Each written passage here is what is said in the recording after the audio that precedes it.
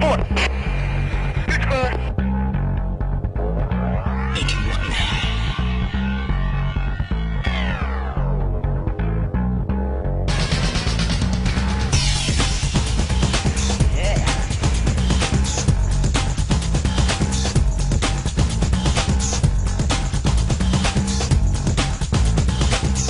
the high performance zone? Okay, this is a place you operate in every single day. You know this very well because it's simply the gap between where you are and where you want to go. It's that simple. What I'm going to do is I'm going to take you inside, behind the scenes look into high performance. I'm going to use the Blue Angels as an example. What we're really going to do is pull out what are the critical processes, what are the critical elements, and most importantly, what are the critical thinking skills that we can pull from that powerful analogy and build the bridge to you, your teams, your career, and most importantly, your clients.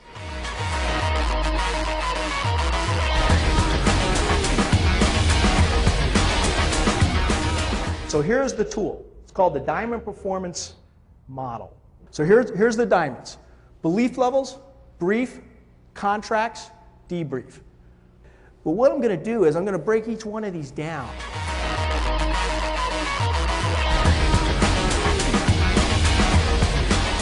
So belief levels.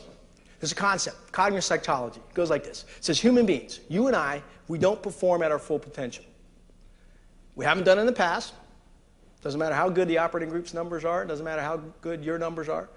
It's not our full potential. We're not doing it right now. You're not, and I'm not. Do you know what we're operating at? We're operating at a belief level. If you're able to elevate your belief level, performance will follow. If you're able to elevate your team's belief level, performance will follow. And if you're able to elevate an organization's belief level or a client's belief level, success will follow.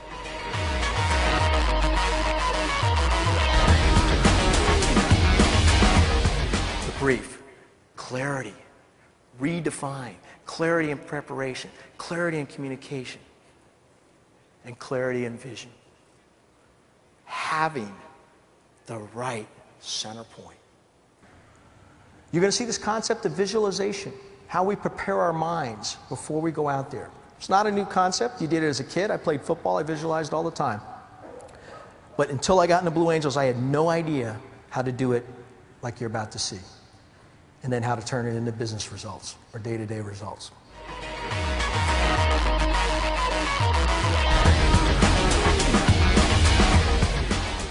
When I was asking Thumper, let me know when you can take a mark, what I was really asking is, are you ready? And more importantly, are you committed? I think the key to execution is trust, especially amongst teammates. You know, do you have that level of trust in your teams right now? Or maybe in your personal relationships? What level of trust do you currently have? And can you make it better? Between you and your client even. What's the level of trust that you have? I'm going to give you 2 tools on how to increase trust.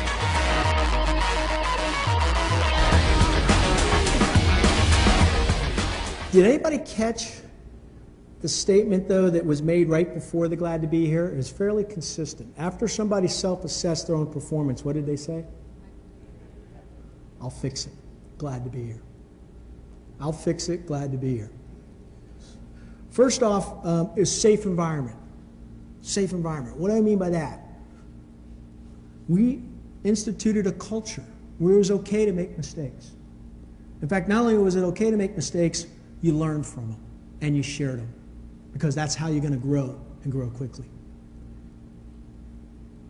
We instituted a safe environment by having confidentiality.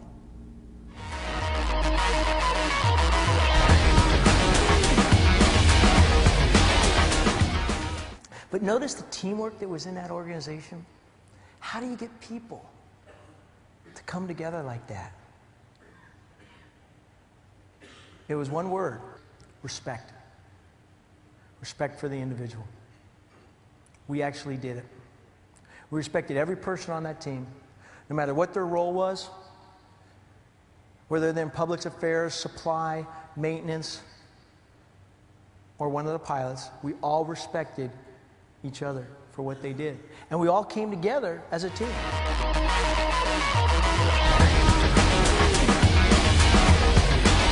The center point was the single point of reference that we flew an air show off of. We had a single point of reference. So what we would do at that point is we would plot the center point of the air show. And this is going to be the focal point. This is going to be the reference point of which all other things are going to come off of. It's a very defined point. And off that, we would draw a flight line. It'd be on the inboard edge of the runway. And we would make tick marks, milestones, 1 mile, 2 mile, 3 mile checkpoints. This became the product launch. This became the timeline. This became our business plan. Try this when you get back to your teams and your organizations. Ask this very simple question. What's our center point? What's our center point? See if you get the same answer. Chances are you're not. In the Blue Angels, you will get the same answer. Everybody knew what the center point was for that evolution. And we were aligned on it, and we were focused on it.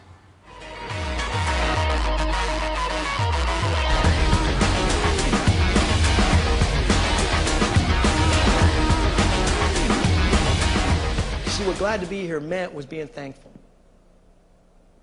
Thankful for the opportunity.